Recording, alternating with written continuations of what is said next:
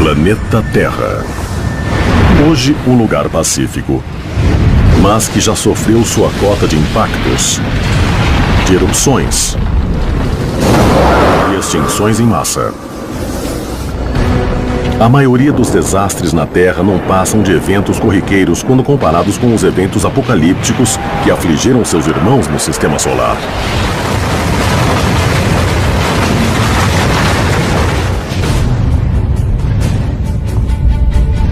O Sistema Solar nasceu de uma grande explosão que causou várias colisões de grandes asteroides que formaram os planetas que conhecemos hoje.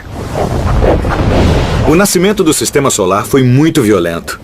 Havia todos os tipos de corpos celestes colidindo uns com os outros, ou passando muito perto uns dos outros, expelindo-se mutuamente para fora da galáxia ou em direção ao Sol. Então, apenas alguns planetas sobreviveram. No princípio, o Sistema Solar era como um grande pinball cósmico. Haviam muitos impactos e colisões, destruindo planetas, formando planetas, causando danos e criando tudo o que vemos hoje. Mas muito tempo atrás não era um lugar para se viver.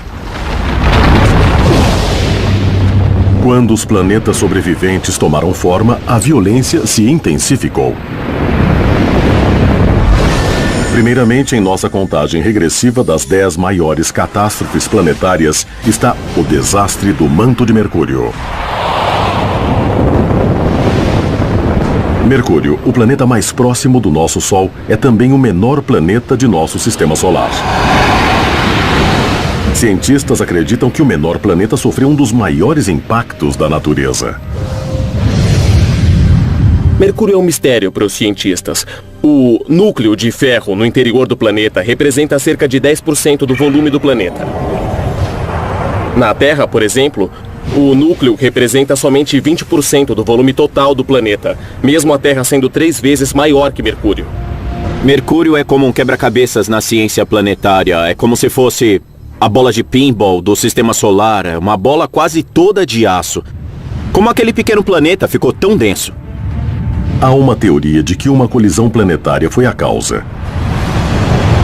Mas como o impacto poderia deixar o planeta tão denso?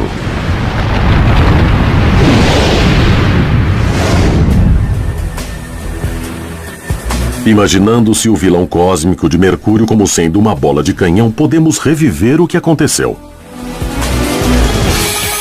Nós vamos disparar este antigo canhão da Revolução Americana contra uma bola de boliche coberta com gesso a 40 metros de distância. A bola coberta com gesso vai representar Mercúrio no princípio. O gesso representa o manto do planeta. Agora, Gary Harper, nosso especialista em armas, vai disparar este canhão para nós. Como fazemos isso, Gary? Bem, é bem simples na verdade. Inserimos a carga apropriada de pólvora até o final e prensamos com cuidado. Sei. Em seguida é só inserir cuidadosamente a bola de canhão até o fundo, até encostar na pólvora. Qual é a velocidade da bola de canhão? Deve ir aproximadamente 100 metros por segundo. Nossa, uns 330 km por hora. Vai fazer um belo estrago. Então que tal colocamos protetores de ouvidos, Alex? Claro, e óculos protetores também, né? E os óculos? Tá bem. Agora tudo o que precisamos fazer é mirar e estamos prontos para atirar. Beleza, vamos disparar o canhão. Certo. Preparar, Maravilha. apontar, fogo! Ah! Acertou em cheio! Você viu? Você acertou! Acertamos. Toca aqui! Vamos dar uma olhada, vamos ver como ficou. Nossa, tem pedaços por todos os lados. Olha o gesso só. foi todo arrancado. Olha só. É exatamente assim que os cientistas imaginam que a crosta de Mercúrio tenha desaparecido, deixando o planeta como um grande núcleo de ferro. Isso explica bem como Mercúrio ficou tão denso. Ele tem um grande núcleo de ferro porque o restante foi expelido para longe pela força da colisão. Você mandou muito bem apontando o canhão para a bola de boliche.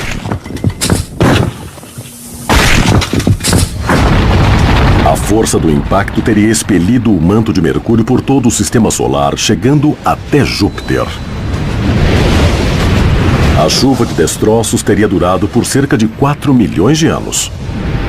Os destroços viajaram pelo sistema solar e podem ter caído em outros planetas. Na verdade, existem estimativas de que aproximadamente 16 quadrilhões de toneladas de destroços do planeta Mercúrio tenham caído na Terra.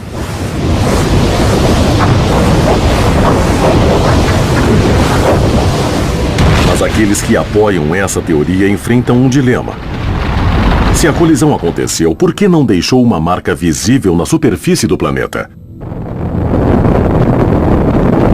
Outras alternativas para explicar o tamanho do núcleo de Mercúrio envolvem a temperatura ambiente do planeta. Por ser tão quente devido às variações das emissões solares, o planeta todo pode ter sido vaporizado. O manto rochoso pode ter virado vapor de rocha, que teria sido varrido para o espaço por ventos solares. Essa é outra teoria de como o núcleo do planeta teria sobrevivido. Porque é feito de metal e não sofreu a mesma vaporização como a camada mais externa de rocha.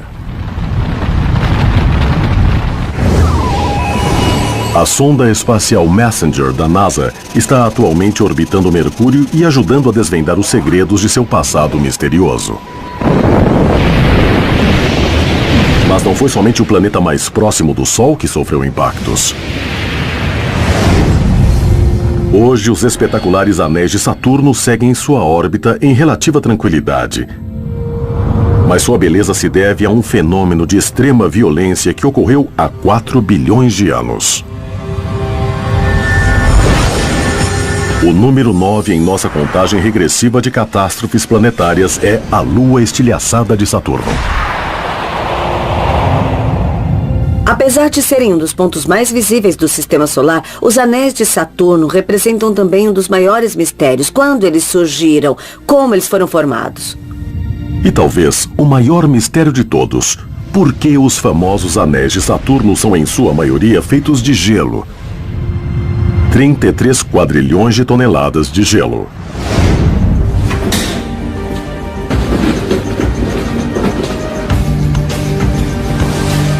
O escultor Roland Hernandes recriou Saturno e uma de suas luas de gelo para nos ajudar a visualizar essa teoria. Como uma catástrofe lunar teria criado os anéis de Saturno. Temos uma bela réplica de Saturno com 60 centímetros de diâmetro e temos também a sua lua feita de gelo. Nossa, é lindo! Está um pouco estranho, não se parece com o Saturno que conhecemos hoje porque não tem os anéis. Mas é por isso que estamos aqui, porque queremos arrancar gelo desta lua e então formar os anéis. Oh, isso! Muitos cientistas acreditam que uma lua coberta de gelo tenha sido atraída por Saturno e, nesse processo, seu poderoso campo gravitacional teria arrancado todo o gelo de sua superfície, que teria sido jogado em órbita. Esta lixadeira representa a força gravitacional de Saturno, sugando todo o manto de gelo desta lua para sua órbita. A lua em si caiu em Saturno sem deixar vestígios, mas deixou os belos anéis que vemos em Saturno hoje, que são formados por gelo.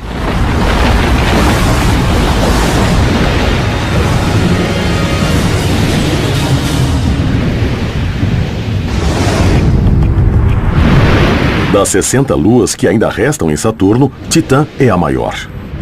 Ela é 1,5 vezes o tamanho da nossa Lua. Mas evidências mostram que Saturno pode ter tido luas muito maiores que foram destruídas ao serem sugadas e se chocarem com o planeta. A última delas teria dado origem aos anéis.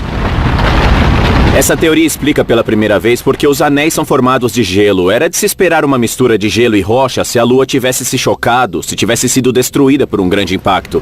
Nessa nova teoria, a Lua seria coberta de gelo e seu manto seria arrancado pela força gravitacional, deixando só o núcleo que foi em direção ao planeta enquanto o gelo formava os anéis.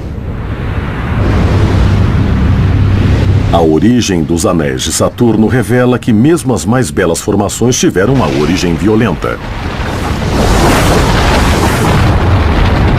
Mas enquanto os desastres que moldaram Mercúrio e Saturno foram eventos localizados, uma catástrofe afetou todo o Sistema Solar.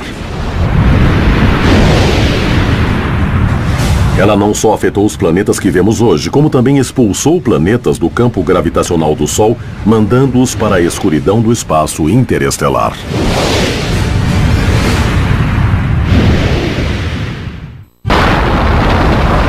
Catástrofes cósmicas como os primeiros desastres que destruíram o manto rochoso de Mercúrio e formaram os anéis de Saturno são responsáveis por quase todos os aspectos do nosso sistema solar. Contudo, eventos mais recentes determinaram a organização que conhecemos hoje. Hoje, a partir do gigante gasoso que é Júpiter, temos Saturno, Urano e Netuno. Mas as coisas já foram bem diferentes. No princípio, Júpiter e Saturno meio que vagueavam sem direção, a diferentes distâncias do Sol. Isso porque eles estavam em constante interação com os corpos celestes restantes do sistema solar, e isso afetou suas órbitas. Conforme as órbitas de Júpiter e Saturno se alteravam, elas deram início a uma reação em cadeia cósmica que causou danos a todo o sistema solar.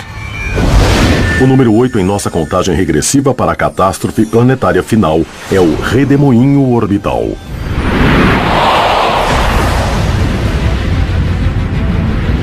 $500 milhões de anos depois da formação dos planetas, Júpiter mudou seu rumo e veio em direção ao Sol, enquanto Saturno, Urano e Netuno faziam o caminho oposto.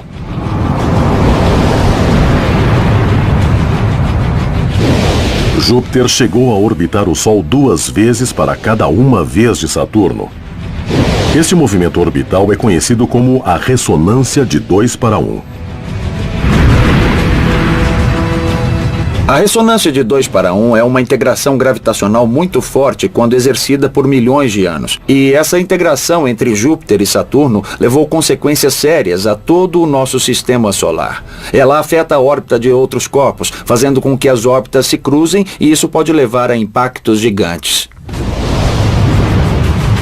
A gravidade ressonante de Júpiter e Saturno alterou as órbitas de Urano e Netuno.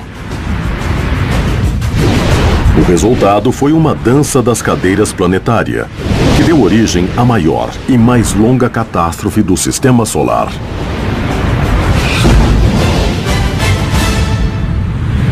Quando Júpiter e Saturno atingiram a ressonância de 2 para 1, criaram uma energia que afetou o sistema solar em sua parte mais exterior. Netuno e Urano foram jogados em órbitas muito maiores e eles até trocaram de lugar. Agora a ordem é Urano e Netuno, enquanto que antigamente costumava ser Netuno e Urano. Netuno e Urano podem ter trocado de órbitas várias vezes. Mas eles tiveram sorte. Muitos planetas devem ter sido expulsos do sistema solar nesse processo, condenados a vagar para sempre na escuridão interestelar.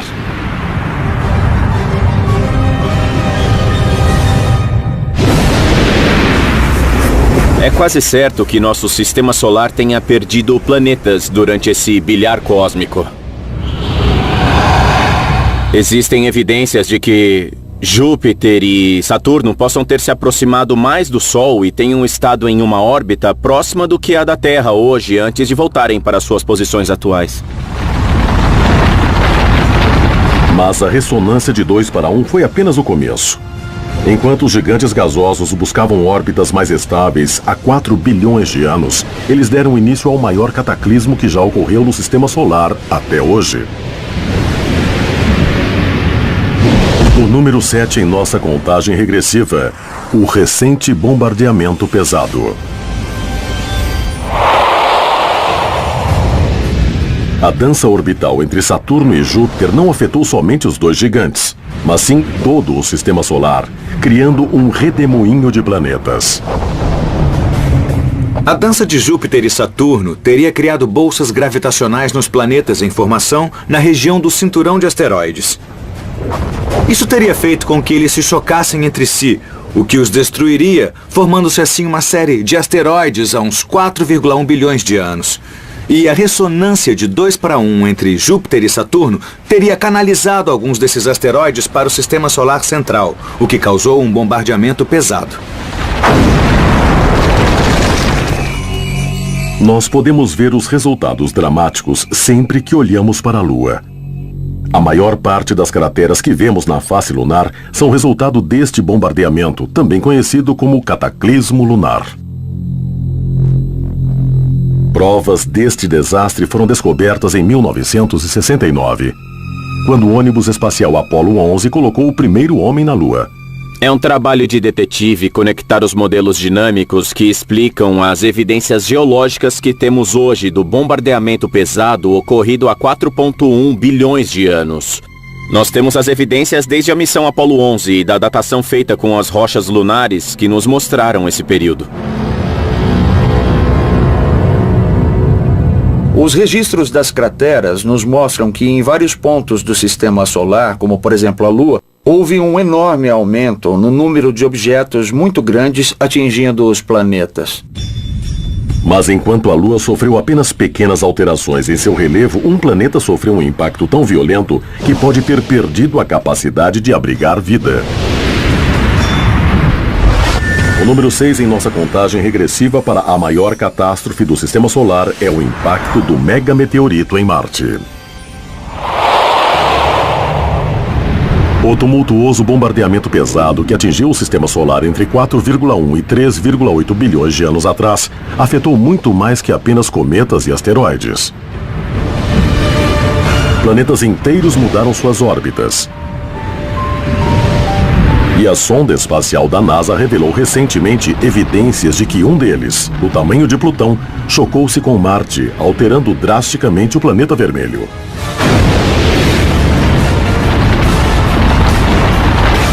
Foi um impacto muito forte que atingiu o planeta em um ângulo muito pequeno, muito oblíquo e que basicamente destruiu toda a superfície no hemisfério norte de Marte. É só você imaginar uma faca cortando um melão, por exemplo. O impacto criou a Bacia Borealis, que cobre mais de 40% da superfície de Marte. É a maior cratera causada por um impacto no Sistema Solar. Grande o suficiente para receber os continentes da Ásia, Europa e Austrália. Nós podemos ver evidências de impactos em outros planetas porque todos foram crateras e seguem o mesmo padrão. Normalmente um grande buraco com uma borda bem definida. Às vezes vemos material expelido ao redor. Mas estes tipos de evidências não são encontradas em Marte. E isso tem a ver com a gravidade do planeta e também com a topografia da superfície. Levando-se ambas em consideração, percebemos que havia uma cratera, mas as bordas foram desgastadas. Pelo menos 5 grandes impactos aconteceram em Marte durante o bombardeamento pesado. Mas um destino muito pior aguardava o planeta vermelho. E a nossa próxima catástrofe causou muito mais que apenas um grande buraco na superfície marciana. Ela pode ter mudado o destino do planeta. Número 5 em nossa contagem regressiva, o desastre magnético de Marte. Sondas espaciais orbitando Marte revelaram que o planeta tem apenas uma pequena parcela do seu campo magnético original. Cientistas especulam que a causa seja outro impacto, mas este com implicações muito maiores para a vida do planeta. Nós não temos certeza do porquê Marte tem um campo magnético muito fraco. Uma teoria sugere que o planeta tenha sido atingido por um corpo gigantesco. O impacto teria aquecido o manto e a crosta, o que diminuiria a diferença de temperatura entre o núcleo e o manto. Sem uma diferença significativa de temperatura, não haveria movimentos de conexão e de rotação no interior de Marte. Sem eles, não há campo magnético. Na Terra, o campo magnético reflete as partículas solares perigosas para longe da atmosfera. Mas em Marte, o campo magnético é muito fraco e cobre apenas algumas regiões do planeta. Então, as partículas solares mortais podem ter erodido boa parte da atmosfera. Durante milhões de anos, a tendência é erodir uma boa parcela da atmosfera, incluindo substâncias como vapor de água, dióxido de carbono, elementos que são ótimos gases do efeito estufa. Sem esses gases, o planeta se tornou um grande deserto gelado. A perda do magnetismo de Marte pode ter impossibilitado o surgimento de vida, por ter se tornado um planeta tão frio e árido. Mas alguns cientistas não concordam com essa teoria. Pode ser que por Marte ser um planeta relativamente pequeno, ele tenha perdido o calor do seu núcleo relativamente rápido se comparado com a Terra. Sem o calor, ele teria um núcleo de ferro sólido, o que não possibilitaria a criação de um campo magnético. De qualquer forma, Marte perdeu sua atmosfera, tornando-se incapaz de abrigar água em seu estado líquido na superfície, porque a pressão é muito baixa e sem água na superfície, qualquer forma de vida teria acabado. Quando o bombardeamento pesado chegou lentamente ao fim, há 3,8 bilhões de anos, todos os planetas do Sistema Solar haviam sofrido algum tipo de alteração.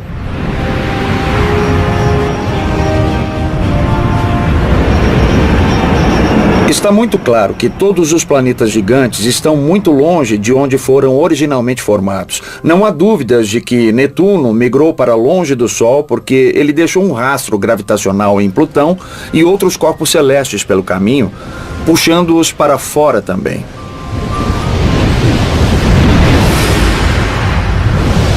Os planetas se acomodaram em órbitas estáveis eventualmente.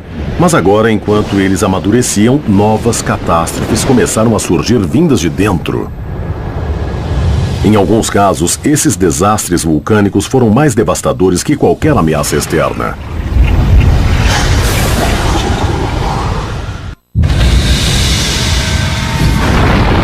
Nosso sistema solar foi moldado pelas colisões caóticas do bombardeamento pesado.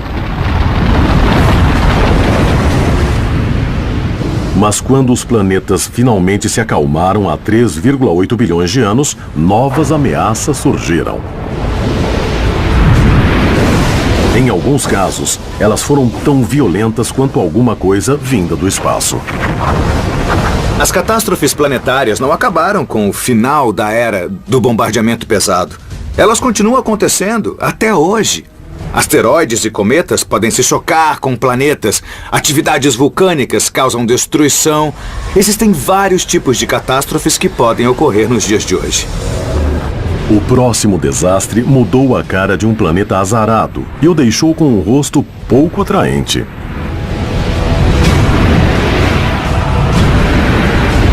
Número 4 em nossa contagem regressiva para a pior catástrofe planetária. As super-erupções em Marte.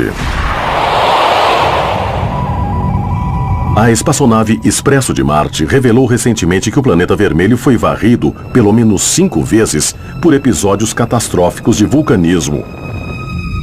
O que deu a Marte uma aparência única, diferente de tudo em nosso sistema solar. Em certo ponto, os vulcões em Marte são parecidos com alguns vulcões aqui na Terra, como os do Havaí, por exemplo. Há uma grande câmara de lava abaixo da superfície que expele grandes quantidades de lava formando o vulcão. Só que em Marte esses vulcões têm de 10 a 100 vezes o tamanho dos nossos. Então, por todo o planeta existem erupções acontecendo aqui e ali e lá, e com o tempo toda a superfície do planeta fica coberta de lava. Marte tem cerca de 20 vulcões gigantes, incluindo o Olympus Mons, o maior do nosso sistema solar.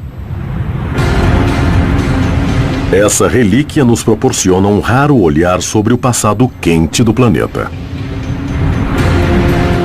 Quando olhamos para o histórico geológico do planeta Marte, podemos determinar a idade das coisas através das crateras na superfície do planeta. Se a superfície é relativamente jovem, houve pouco tempo para acumular crateras.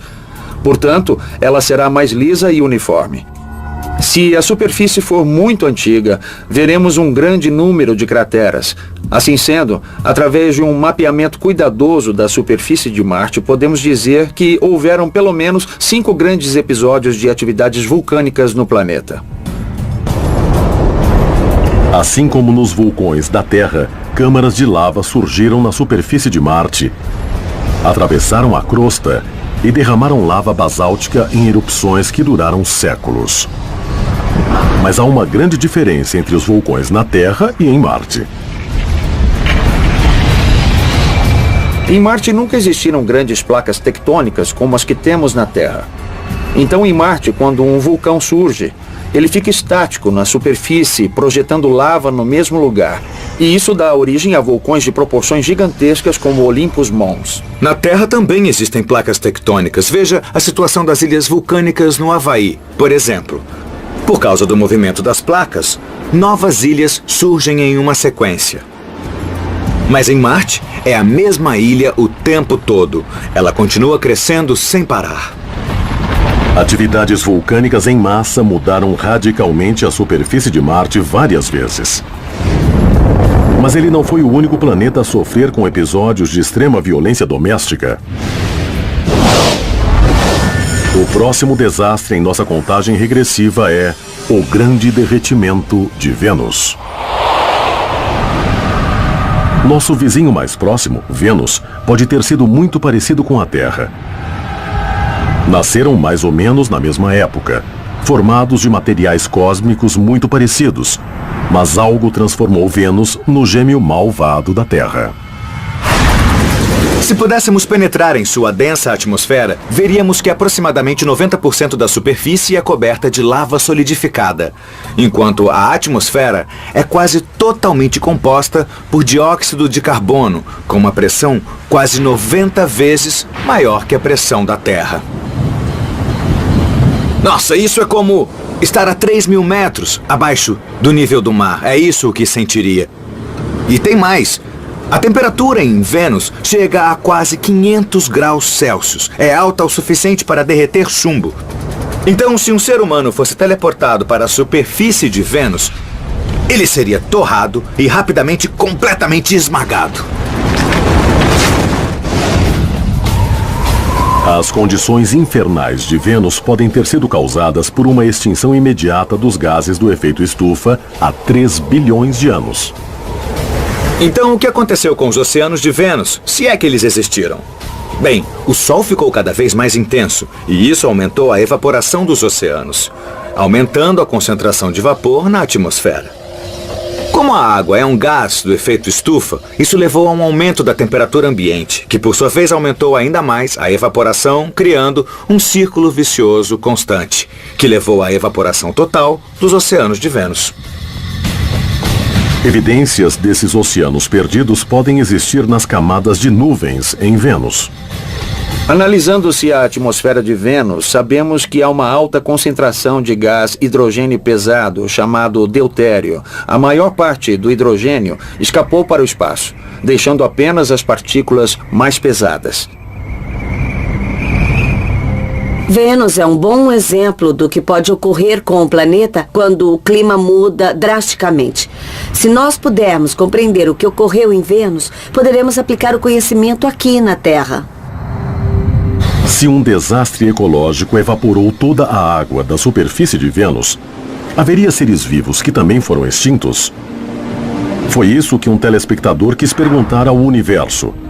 Foi por isso que Jack Kershaw, de Fort Worth, no Texas, nos enviou um e-mail perguntando: já houve vida em Vênus? Jack, essa é uma pergunta fascinante. Na verdade, podem ter existido oceanos em Vênus durante seus primeiros milhões de anos ou bilhões de anos. Nesse caso, a vida primitiva, ou seja, micróbios e bactérias, podem ter existido. Não temos como saber. Mas na Terra, a vida primitiva se formou logo após o final do bombardeamento pesado. Se a mesma coisa aconteceu em Vênus, então o planeta teve vida um dia. Pergunte ao universo. De acordo com a teoria do efeito estufa, a superfície de Vênus foi secando ao longo de milhões de anos, mas nem todos pensam assim.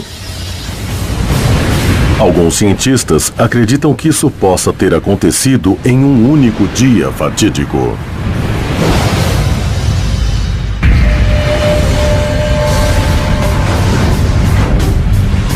De todas as catástrofes que varreram o sistema solar, talvez a mais intrigante seja a que ocorreu em Vênus. Um planeta inicialmente quente e parecido com a Terra, que pode ter abrigado vida. Por décadas, os cientistas acreditaram que o planeta foi ficando cada vez mais seco por causa do efeito estufa, o que teria elevado a temperatura a escaldantes 460 graus Celsius, quase o dobro de Mercúrio. Mas o vizinho da Terra pode ter pego um atalho para a destruição. Uma forma de Vênus ter perdido uma grande porção de sua água em tão pouco tempo seria um grande impacto. Um impacto de grande magnitude pode ter varrido a maior parte da superfície. E isso geraria muita energia, uma quantidade de calor imensa. E então os elementos voláteis, como a água, a amônia, o metano, seriam expelidos para o espaço. E depois do grande impacto ocorrer, depois que tudo tivesse acalmado, sobraria um planeta muito mais seco, com materiais de temperatura de vaporização muito altos. Os que propõem essa teoria acreditam que a explosão cósmica foi tão poderosa que tirou o planeta do seu eixo. Vênus tem sua rotação em sentido contrário à maioria dos planetas. E não sabemos ao certo o porquê, mas uma teoria é de que tenha sido atingido por um corpo gigante no princípio do sistema solar e que o impacto tenha virado o planeta de cabeça para baixo ou tenha invertido seu curso de rotação dependendo de como foi o impacto. O destino de Vênus é uma recordação de que mesmo um planeta de condições moderadas como a Terra não está a salvo. E como se não bastasse, o evento número 2 em nossa contagem regressiva de catástrofes planetárias nos chama a atenção. E dessa vez o mundo inteiro estava assistindo. Os 9 impactos de Shoemaker-Levy.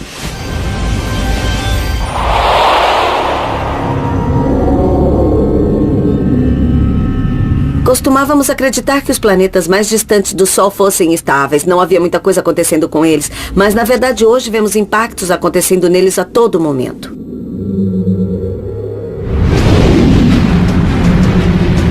Júpiter.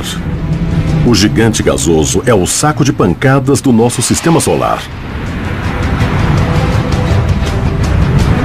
Sua força gravitacional atrai cometas renegados que fogem de suas órbitas na nuvem de Oort e do cinturão de Kuiper. O número de impactos em Júpiter é maior que o de qualquer outro planeta por 2 motivos. Primeiro, Júpiter é o maior planeta, por isso a área de possíveis impactos é maior, a chance de acertá-lo é maior. Segundo, Júpiter tem uma massa enorme, então ele atrai outros corpos. Podemos dizer que está procurando encrenca.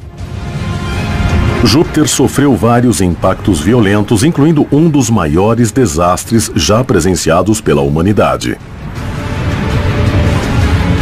Em julho de 1994, o mundo assistiu enquanto uma cadeia de 21 fragmentos de cometas viajavam em direção ao planeta gigante e o atingiam com uma força colossal. Os 9 impactos de Shoemaker-Levy, batizados em homenagem aos seus descobridores, liberaram uma energia de 6 milhões de megatons de TNT. Durante os 9 impactos de Shoemaker-Levy em Júpiter, havia esses cometas viajando a dezenas de quilômetros por segundo e se chocando contra Júpiter em uma série de explosões gasosas, enquanto o planeta seguia sua rotação normal. Isso gerou uma série de marcas espalhadas em uma mesma latitude da superfície que eram visíveis da Terra. Os fragmentos não produziram crateras porque Júpiter não possui uma superfície sólida. Ao invés disso, elas atingiram sua densa atmosfera, expelindo material e criando uma trilha de gases.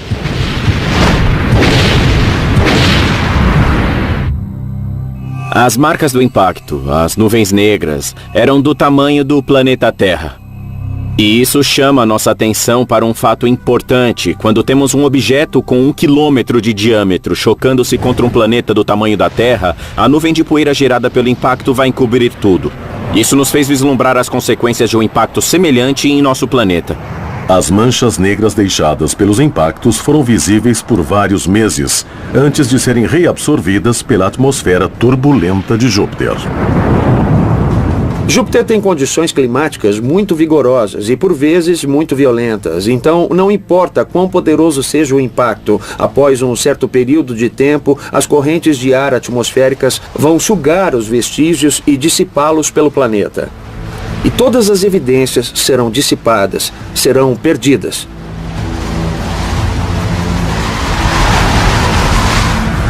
Os 9 impactos de Shoemaker-Levy são um exemplo da agitação cósmica em nosso sistema solar. Mas os cientistas alertam que a catástrofe final ainda está por vir. E pode não haver escapatória para a Terra.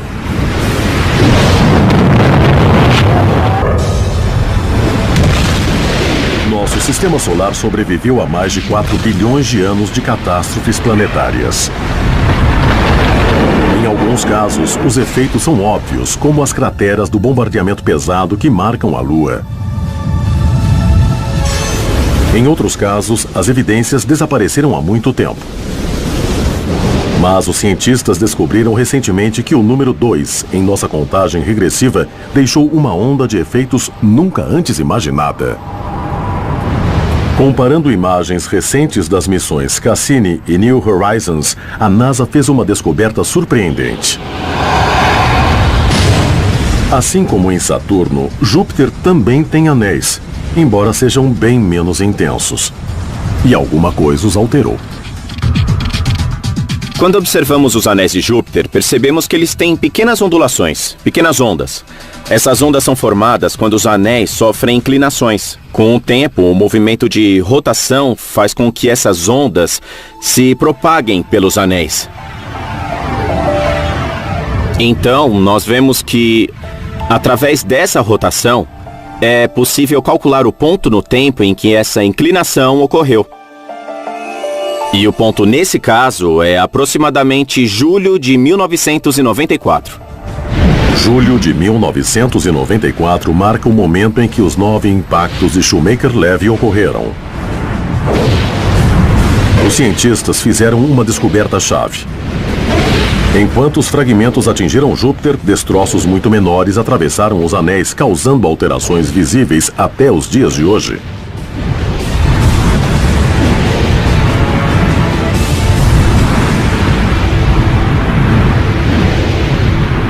Em casos de cometas perdidos, como os de Shoemaker-Levy, teremos uma grande quantidade de poeira, uma grande quantidade de material ao longo do disco de anéis. Portanto, ao invés de alterar uma pequena parcela do sistema, é possível alterar a nuvem inteira, inclinando-se um lado. Os cometas de Shoemaker-Levy não foram os únicos a deixar uma marca em Júpiter recentemente. Em julho de 2009, outro asteroide chocou-se contra o gigante gasoso próximo ao seu polo sul. Quando chocou-se contra Júpiter, trouxe uma grande quantidade de material para a superfície, deixando uma grande marca que foi visível por várias semanas. Essa pequena mancha negra era do tamanho do Oceano Pacífico, era muito grande.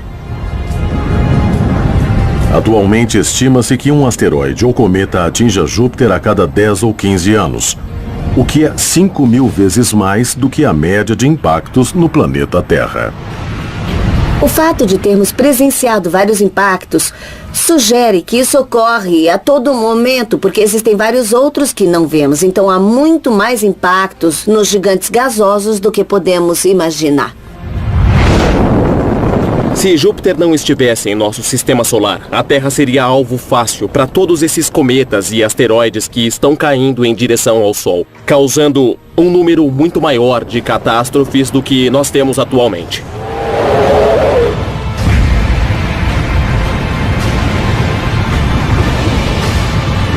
Mas conforme o nosso sistema solar envelhece, provavelmente novas ameaças surgirão. E a Terra sofrerá uma grande catástrofe que nem mesmo Júpiter poderá evitar. O que nos traz ao evento número 1 em nossa contagem regressiva de catástrofes planetárias, o Armagedon. Em muitos bilhões de anos, muitos cientistas acreditam que Júpiter, o maior dos planetas, e Mercúrio, o menor, irão entrar em um duelo de órbitas. E um observador inocente, a Terra, acabará no fogo cruzado. Neste momento, o nosso sistema solar funciona como um relógio.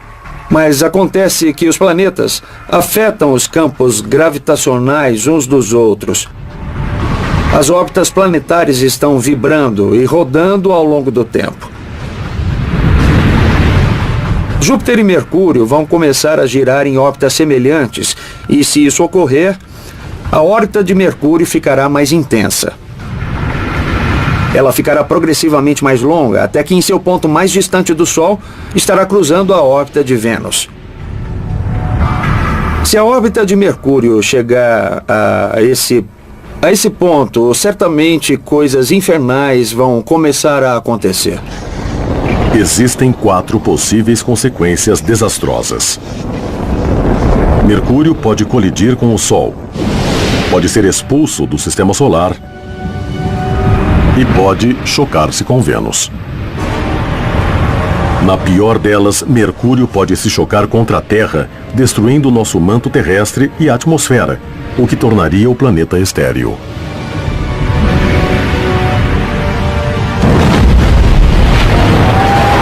Até onde podemos prever com simulações por computador, existe 1% de chance da órbita de Mercúrio sair de controle. E dentro desse 1%, há uma pequena probabilidade de as coisas acontecerem de tal forma que a Terra venha a ser impactada por Mercúrio. Mas Mercúrio não é a única ameaça dentro do nosso sistema solar. De acordo com algumas projeções, Marte também pode sofrer com um caos orbital no futuro. E também pode acabar se chocando com a Terra, repetindo-se o desastre que deu origem à Lua. E não são apenas os planetas. Estrelas próximas também expulsam cometas da nuvem de Oort, o que poderia mandá-los em uma missão kamikaze pelo sistema solar e dar início a outra era de bombardeamento pesado. E caso a galáxia de Andrômeda venha a colidir com a Via Láctea, como muitos imaginam, o entroncamento galáctico poderia acabar com a calma do nosso sistema solar.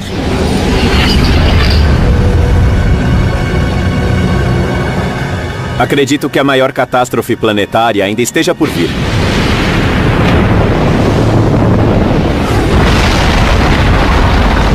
As catástrofes sempre tiveram um papel violento, porém vital na história do sistema solar. Sem elas, nossa vizinhança seria um lugar muito diferente.